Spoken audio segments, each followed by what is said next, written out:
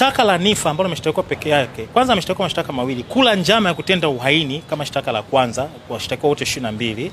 Halafu mshtakiwa wa pili mpaka wa 22 wameshtakiwa kosa la uhaini kwa sababu pamoja na mambo mengine waliharibu miundombinu mali ya serikali.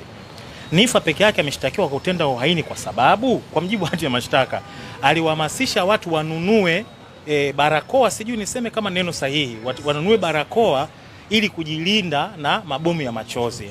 Sio maneno yangu, ndio maelezo ya hati ya mashtaka. Sasa mtu yote anaweza akawa na maoni sasa, hata kama sio mwanasheria akawa na maoni iwapo hiyo ni uhaini au la, lakini sasa kwa sababu liko mahakamani, wacha tutachakata mahakamani, mahakama itoe majibu kwamba kweli mtu kuwaalika watu wanunue barakoa ili kujikinga na mabomu ya machozi wakati wa uchaguzi mkuu hati ya mashtaka, mimi mambo ya uchaguzi mkuu ilikuwepo kwa mimi sijui, lakini nasema hati ya mashtaka inataja uchaguzi mkuu iwapo ni uhaini.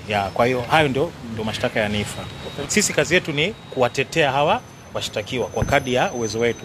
Kama nilivyosema, uamuzi wa kuwashtaki kwa uhaini in the first place. Sisi kama wakili wa utetezi tunaona kuna changamoto kadhaa za kisheria na za kimantiki.